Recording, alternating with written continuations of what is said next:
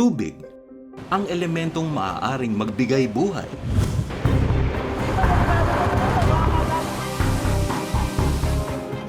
O pwede ring makasira kung hindi pagtutuunan ng pansin at gagamitin ng mabuti.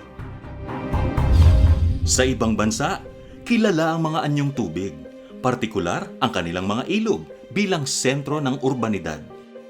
Ang agos nito ang naghatid sa kanila ng maunlad na komersyo, masiglang turismo, at maginhawang pamumuhay. Nandyan ang Thames River sa United Kingdom. Ang pagbuhay nila sa ilog ay nagresulta sa pagdagsa ng mga turista na nagpataas naman ng halaga ng mga ari-arian sa kahabaan nito.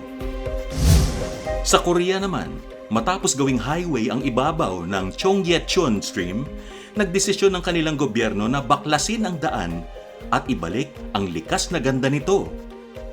Ang resulta, nabawasan ang polusyon sa lugar. Naengganyo ang mga taong magtungo sa parke na tabi nito. At nabuhay ang samut-saring establishmento. Sa Bangkok, Thailand, metikulosong pinlano ang pagsasaayos noon sa Chao Phraya River. Para mapakinabangan natin ngayon ang episyente nilang boat services at mamangha rin sa mga heritage site na matatanaw mula sa ilog.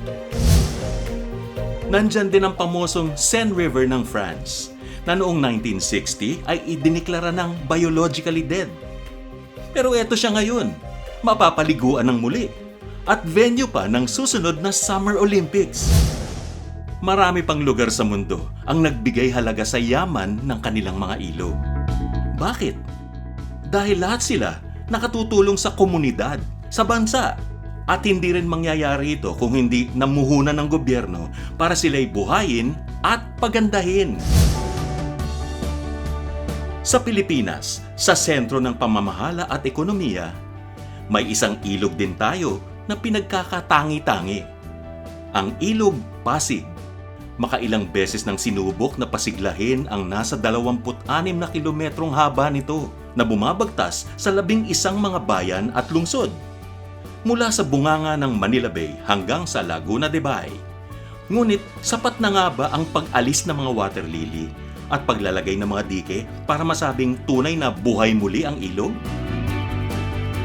Kaya agad ipinag-utos ng ating pinakamamahal na Pangulong Ferdinand Marcos Jr., katuwang si First Lady Liza Araneta Marcos, ang pagbuo ng isang komprehensibo at malawakang rehabilitation program para sa Ilog Pasig. Napapanahon na ang isang malawakang rehabilitasyon. Natutugon hindi lang sa problemang pangkalikasan, kundi sa iba pang mga sangasangang problema na minanana ng maraming henerasyon. Gaya ng baha, kawalan ng alternatibong pampublikong transportasyon, at maging kahirapan. Tinipon ni Pangulong Bongbong Marcos ang mga ahensya ng pamahalaan na ngayon tinatawag na Interagency Council for the Pasig River Urban Development para linisin, ayusin, laliman, pagandahin, at maipagmalaki muli nating mga Pilipino ang makasaysayang Ilog Pasig.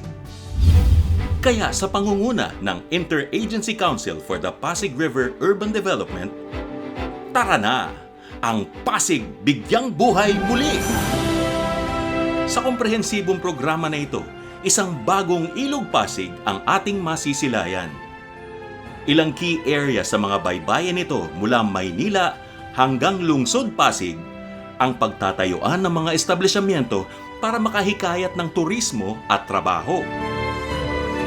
Sa pag-asenso ng mga negosyo, hindi rin malayong mangyari na maapektuhan nito ang halaga ng lupa't ari-arian sa lugar. Senyales ng magandang ekonomiya. Sa pagtutulungan naman ng DSUD at Philippine Ports Authority, may mga bagong komunidad din na uusbong malapit sa ilog dahil sa mga proyektong pabahay na bubuuin.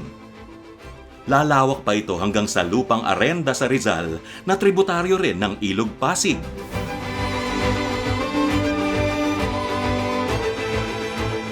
Mapangangalagaan din ng mga taong maninirahan sa paligid nito ang kanilang kalusugan.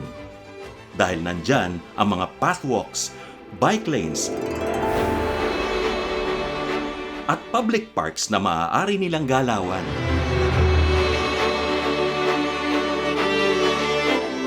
At sa paglinis ng ilog, wala nang sagabal para magamit ito bilang bagong ruta ng transportasyon. Mga ferry service na maghahatid sa ating commuters on time sa kanilang destinasyon. Halos 100 ektarya naman ng bahagi ng lupang arenda ay gagawing Central Park para magamit ng publiko. Sa kasalukuyan, pinag-aaralan na ng Department of Human Settlements and Urban Development at ng mga attached agencies nito ang mga konkretong aksyon na dapat gawin para sa master plan ng rehabilitasyon.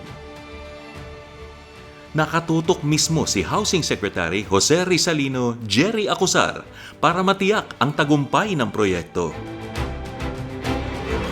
Nagsimula na nga ang konstruksyon ng Phase 1A at Phase 1B sa Maynila, malapit sa tanggapan ng Philippine Post Office.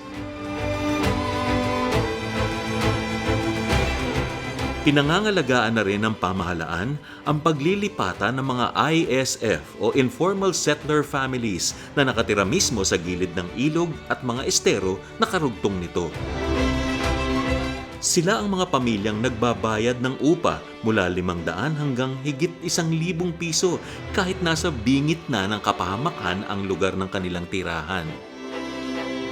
Sakaling maisakatuparan ang misyon na ito, hindi malayong mangyari na maihahanay na rin bilang isa sa kaiga-igayang ilog sa buong mundo ang sarili nating Ilog Pasig.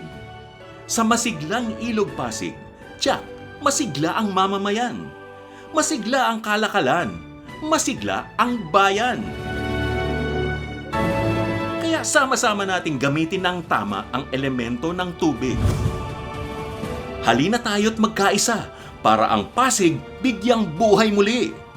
Para sa bagong Ilog Pasig. Para sa bagong Pilipinas.